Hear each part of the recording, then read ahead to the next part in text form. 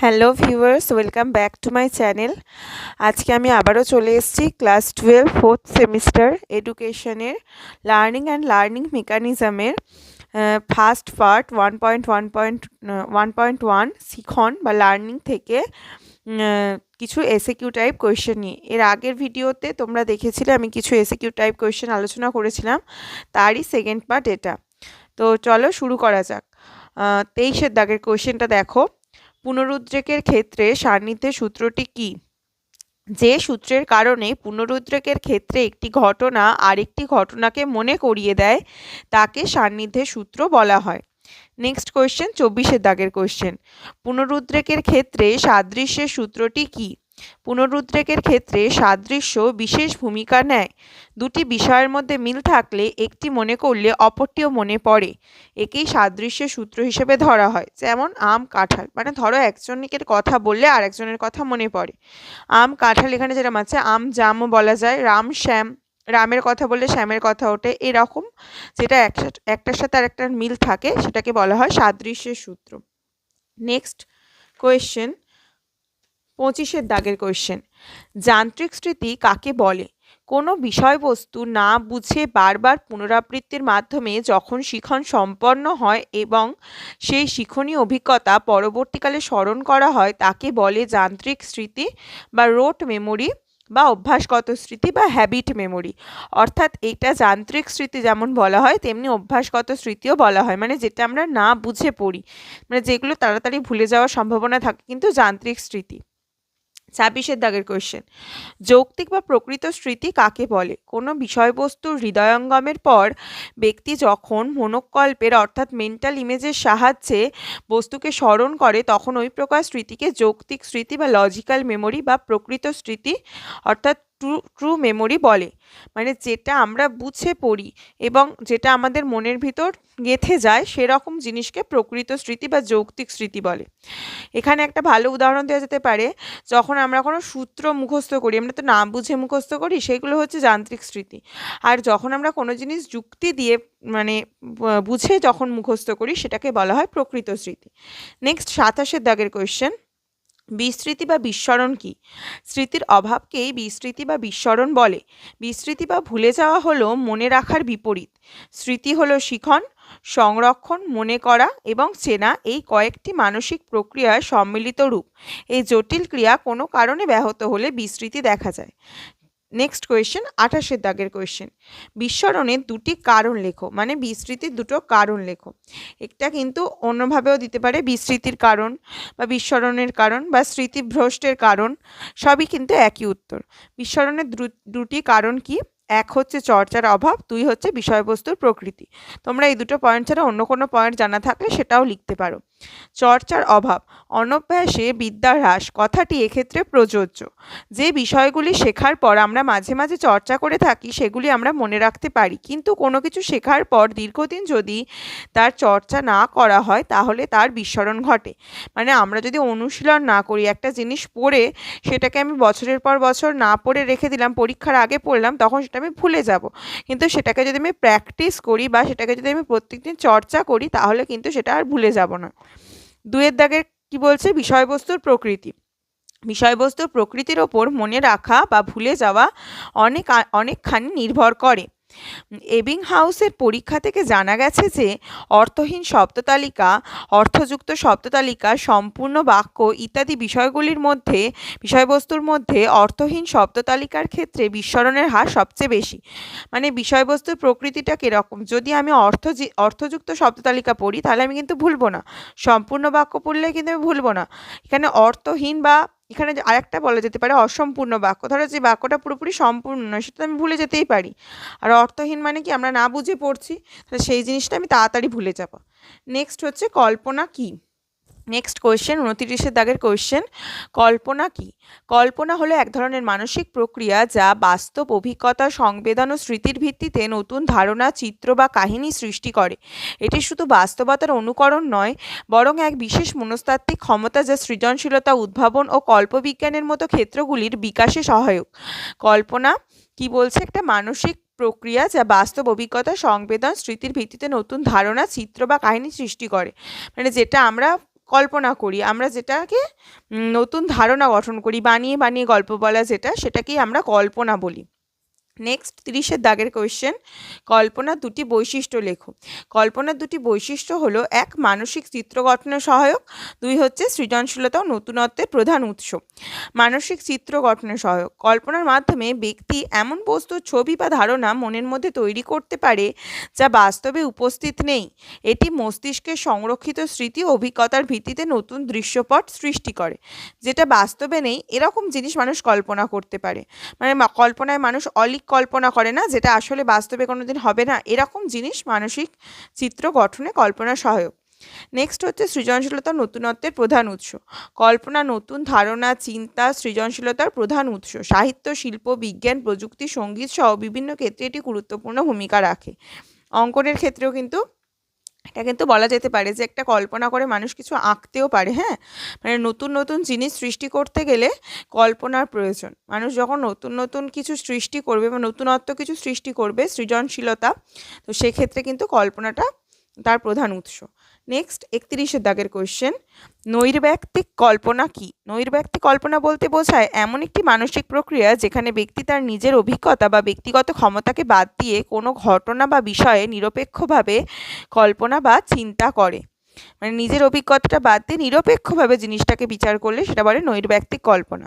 এবার কি 32-এর দাগের কোয়েশ্চেন, সৃজনশীল কল্পনা কি? সৃজনশীল কল্পনা হলো সেই মানসিক ক্ষমতা যা নতুন, অনন্য ও মূল ধারণা, ছবি তৈরি করে। এটা আমাদের চিন্তা অভিজ্ঞতার এক মিশ্রণ।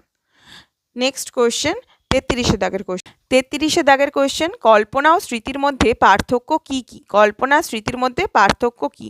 আচ্ছা, এখানে বলে দিই, যেহেতু 2 নম্বরের কোয়েশ্চেন, প্রত্যেকটা কিন্তু 2টো করে পয়েন্ট দেবে। সেটা কোনো বৈশিষ্ট্য থাকলে, পার্থক্য থাকলে, যাই থাকুক, 2টো করে পয়েন্ট দেবে, তাহলে নাম্বারটা তোমরা ফুল মার্কসটা পেয়ে যাবে। কল্পনা ও স্মৃতির মধ্যে 2টি পার্থক্য হলো, 1 কল্পনা হচ্ছে মনের মধ্যে নতুনভাবে তৈরি করা দৃশ্য, ভাবনা বা ধারণা যা বাস্তবে ঘটেনি। কল্পনা হচ্ছে এমন কিছু জিনিস যেটা হচ্ছে বাস্তবে ঘটেনি।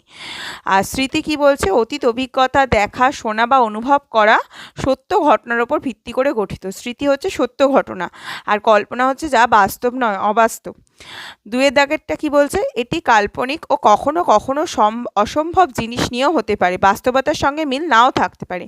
মানে কল্পনার সাথে বাস্তবতার কোনো মিল থাকে না, মানে এটা অবাস্তব হয়। আর এটা কি বলছে? বাস্তব অভিজ্ঞতার পুনরুদ্ধার, এর সত্যতা যাচাই করা যায়। মানে এর সত্যতা কখনো থাকে না কল্পনার মধ্যে, আর স্মৃতি কিন্তু সত্যতা থাকে। নেক্সট হচ্ছে 34-এর দাগের কোশ্চেন, শিক্ষার ক্ষেত্রে কল্পনার গুরুত্ব কি?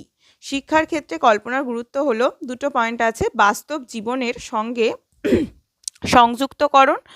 2-এর দাগের বলছে সৃজনশীলতা, উদ্ভাবনী চিন্তার বিকাশ। বাস্তব জীবনের সঙ্গে সংযুক্তকরণ, কল্পনা শিক্ষার্থীদের শেখার অভিজ্ঞতাকে আরও প্রাণবন্ত, আকর্ষণীয় করে তোলে। এটি নতুন ধারণা ও তত্ত্বকে বাস্তব জীবনের সঙ্গে সংযুক্ত করতে সাহায্য করে।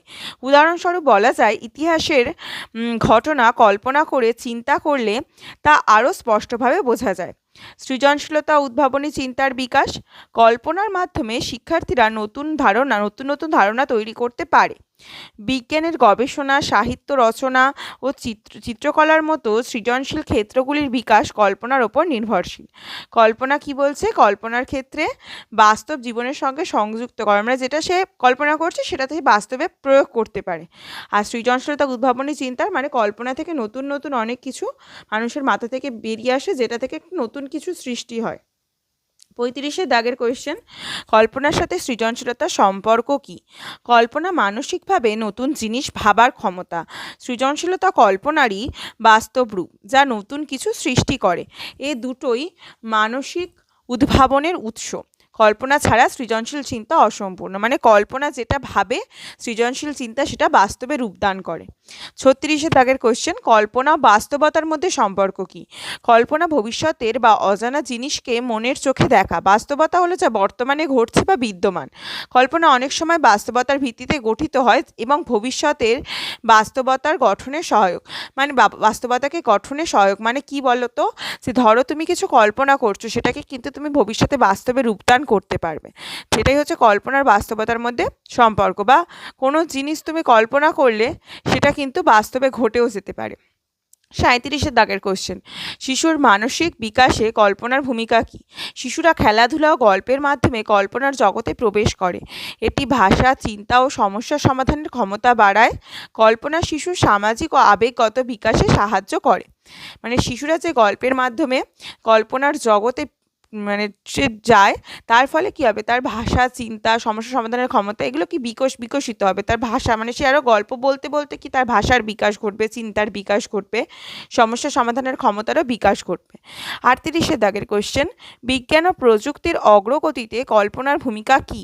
নতুন আবিষ্কার ও উদ্ভাবনের পূর্বে কল্পনা একটি রূপরেখা দেয়। রকেট, কম্পিউটার কিংবা ইন্টারনেট সবই এক ধরনের কল্পনা ছিল। এজন্য বিজ্ঞান ও প্রযুক্তির ভিত্তি অনেকাংশে কল্পনার উপর নির্ভরশীল। মানে নতুন নতুন আবিষ্কার করা যায় বিজ্ঞান ও প্রযুক্তির ক্ষেত্রে, যে মানুষ ভেবেছিল বলে আজকে কিন্তু এগুলো তৈরি হয়েছে। রকেট, কম্পিউটার বা ইন্টারনেট, সেগুলো কিন্তু তার কল্পনারই মানে ফলশ্রুতি। নেক্সট হচ্ছে 39 দাগের কোয়েশ্চেন, কল্পনা কিভাবে শিল্প সাহিত্যকে সমৃদ্ধ করে? শিল্প সাহিত্যে কল্পনা নানা রকম রূপক, চিত্র ও দৃশ্য নির্মাণে সাহায্য করে। কবিতা, গল্প, চিত্রকলায় কল্পনার ব্যবহার পাঠক ও দর্শকের মনে ভাবনার খোরাক যোগায়। এটি শিল্পকে গভীরতা ও বৈচিত্র্য দেয়। শিল্প সাহিত্যর ক্ষেত্রে কি হয়, কল্পনা আরও রূপদান করে, বলে না কল্পনার মাধ্যমে সেটাকে আরও রং পায়, সেরকম হচ্ছে কল্পনার মাধ্যমে শিল্প সাহিত্য আরও সমৃদ্ধ হয়। 40 দাগের কোশ্চেন, দিবা স্বপ্ন কল্পনার মধ্যে পার্থক্য কী? দিবা স্বপ্ন কল্পনার মধ্যে দুটি পার্থক্য হলো, দিবা স্বপ্ন অবাস্তব ও অলস ভাবনার ফল, যা বাস্তবতায় ফলপ্রসূ নয়। আর কল্পনা হলো সৃজনশীল ও উদ্দেশ্যমূলক চিন্তা, যা বাস্তবে রূপ পেতে পারে। দিবা স্বপ্ন আমরা দিনের বেলা যে স্বপ্ন দেখি, যেটা হচ্ছে বাস্তবতার ফলপ্রসূ নয়, কিন্তু কল্পনাকে আমরা চাইলে বাস্তবে রূপদান করতে পারি। নেক্সট 2 দাগের পয়েন্টটা কি আছে, দিবাস্বপ্ন বাস্তবতা থেকে পালানোর উপায়, আর কল্পনা বাস্তবতা গঠনের হাতিয়ার। দিবাস্বপ্ন কিন্তু কখনোই বাস্তবতা তৈরি করতে পারবে না, আর কল্পনা কিন্তু বাস্তবতা গঠনের হাতিয়ার। কল্পনার নেতিবাচক দিক কী? কল্পনার কিছু নেতিবাচক দিক আছে, মানে নেগেটিভ সাইড, সেগুলো কি? কল্পনার নেতিবাচক দিক হলো, এখানেও দুটো পয়েন্ট আছে, দুটো পয়েন্ট অনেকটাই বড়, তোমরা চাইলে এটাকে ছোট করে লিখতে পারো, তবে কিন্তু মেন কথাগুলো বাদ দেবে না। তোমরা তোমাদের মতো করে লিখতে পারো, এটা পড়ে তোমাদের যেটা মনে হচ্ছে সেই অনুযায়ী তোমরা লিখতে পারো, তাতে কোনো অসুবিধা নেই, কিন্তু পয়েন্টে দুটোকে কমালেও দুটো পয়েন্টই লিখবে। 1 নম্বর বলছে কি, বাস্তবতা থেকে বিচ্যুতি। কল্পনা অতিরিক্ত ব্যবহারের ফলে বাস্তবতা থেকে বিচ্যুতি ঘটতে পারে। যদি কোনো ব্যক্তি কল্পনা করতেই বেশি সময় কাটায়, তবে সে তার আসল জগৎ, কাজ বা দায়িত্বগুলি থেকে দূরে চলে যেতে পারে। এর ফলে ব্যক্তি বাস্তব জীবনের সমস্যাগুলি সমাধান করার পরিবর্তে কল্পনার জগতে হারিয়ে যেতে পারে। কেউ যদি দীর্ঘ সময় ধরে কল্পনা করে, তবে তার বাস্তব জীবন এবং কর্মজীবনের প্রতি আগ্রহ কমে যেতে পারে, যা তার উৎপাদনশীলতা বা কার্যকারিতা কমিয়ে দিতে পারে। যদি বেশি সে কল্পনা করে, তাহলে সে বাস্তবতা থেকে হারিয়ে যেতে পারে, ঠিক আছে? তার ফলে তার কি হবে, তার নিজের যে কর্মজীবনের প্রতি আগ্রহ সে কমে যেতে পারে। নেক্সট 2 দাগে কি বলছে, অপ্রাসঙ্গিক বা অবাস্তব চিন্তার সৃষ্টি। কল্পনা অনেক সময় অপ্রাসঙ্গিক বা অবাস্তব চিন্তার সৃষ্টি করতে পারে, যা বাস্তব জীবনে কার্যকরী নয়। যখন ব্যক্তি কল্পনাকে বাস্তবতা হিসেবে গ্রহণ করে, তখন তাকে ভুল পথে পরিচালিত করতে পারে। এর ফলে এমন কোনো সিদ্ধান্ত গ্রহণ হতে পারে যা বাস্তব জীবন বা পরিস্থিতির সাথে সঙ্গতিপূর্ণ নয়। একটি শিক্ষার্থী যদি তার কল্পনায় পরীক্ষায় সর্বোচ্চ ফল পায়, তবে সে প্রয়োজনীয় প্রস্তুতির দিকে মনোযোগ না দিয়ে সময় নষ্ট করতে পারে, যার ফলস্বরূপ তার পরীক্ষায় ব্যর্থতার কারণ হতে পারে। মানে যেটা অলিক কল্পনা সে করলো, ধরো সে পরীক্ষায় অনেক ভালো রেজাল্ট করেছে, কিন্তু সে পড়াশোনাই করলো না, তাহলে কী হবে, সে ব্যর্থ হয়ে যাবে। নেক্সট কোশ্চেন 42 দাগের কোশ্চেন কি আছে, স্বপ্ন কল্পনার মধ্যে পার্থক্য কী? 42 দাগের কোশ্চেনটা, স্বপ্ন ও কল্পনার মধ্যে পার্থক্য কী? স্বপ্ন কল্পনার মধ্যে দুটি পার্থক্য হলো, 1 নম্বর বলছে, স্বপ্ন সাধারণত ঘুমের মধ্যে ঘটে এবং তা অবচেতনের প্রকাশ, মানে আমরা অচেতন মনে যেটা দেখি। কল্পনা জাগ্রত অবস্থায় মানসিকভাবে চিন্তা বা চিত্র সৃষ্টি করার একটি সচেতন প্রক্রিয়া। কল্পনা সচেতনভাবে আমরা মানে চেতন মনে আমরা দেখি। 2 দাগেরটা কি বলছে পয়েন্টটা, স্বপ্নের ওপর আমাদের নিয়ন্ত্রণ থাকে না, এটি স্বতঃস্ফূর্তভাবে ঘটে। স্বপ্নে আমি কোনো নিয়ন্ত্রণ করতে পারি না। স্বপ্নে যদি দেখি আমি মরে যাচ্ছি, আমি কি সেটাকে নিয়ন্ত্রণ করতে পারবো না। কল্পনাকে আমরা ইচ্ছেমতো নিয়ন্ত্রণ ও পরিচালনা করতে পারি। কল্পনায় আমরা নিজের ইচ্ছাটাকে সাজাতে পারি, বা নিজের ইচ্ছা অনুযায়ী আমি কল্পনা করতে পারি। 43 দাগের কোয়েশ্চেন, বিজ্ঞানের কল্পনার দুটি উদাহরণ দাও। বিজ্ঞানের কল্পনার দুটি উদাহরণ হলো আইজ্যাক নিউটনের মহাকর্ষ তত্ত্বের কল্পনা, আর 2 দাগেরটা কি বলছে, আলবার্ট আইনস্টাইনের আপেক্ষিকতা তত্ত্বের কল্পনা। 44 দাগের কোয়েশ্চেন, কল্পনা শিক্ষার্থীদের শেখার প্রক্রিয়ায় কিভাবে সাহায্য করে। শিখন অর্থাৎ লার্নিং এবং কল্পনা অর্থাৎ ইমাজিনেশন একে অপরের সঙ্গে গভীরভাবে সম্পর্কিত। শিখন হলো এমন এক প্রক্রিয়া যার মাধ্যমে মানুষ নতুন জ্ঞান, দক্ষতা, অভিজ্ঞতা অর্জন করে। অন্যদিকে কল্পনা হলো মনের একটি সৃজনশীল ক্ষমতা যা মানুষকে নতুন ধারণা তৈরি করতে ও শেখার বিষয়গুলিকে গভীরভাবে অনুধাবন করতে সাহায্য করে। কল্পনা শিখনকে আরও কার্যকর, আকর্ষণীয়, ফলপ্রসূ করে তোলে। তো আজকের ভিডিওটা এই পর্যন্তই। ভিডিওটা ভালো লাগলে অবশ্যই লাইক, কমেন্ট, শেয়ার করে দিও এবং এডুকেশন রিলেটেড কোনো ভিডিও পেতে হলে আমার চ্যানেলটা অবশ্যই সাবস্ক্রাইব করো। এবং আমি বলে দিই, কিছুদিনের মধ্যেই আমি এবিটিএ যে টেস্ট পেপার আছে ক্লাস 12-এর, তার কিছু সলভ করা কিছু ভিডিও আমি নিয়ে আসবো, কেন যেহেতুই তোমাদের সামনে পরীক্ষা আছে ফাইনাল। তো ক্লাস 12-এর জন্য এটা ক্লাস 12-11 দুটো ক্লাসের জন্যই এডুকেশনের কিছু টেস্ট পেপার সলভ ভিডিও আনবো। তো অবশ্যই ভিডিওটা ভালো লাগলে লাইক, কমেন্ট, শেয়ার করে দিও এবং চ্যানেলটা সাবস্ক্রাইব করে রেখো। Thank you viewers.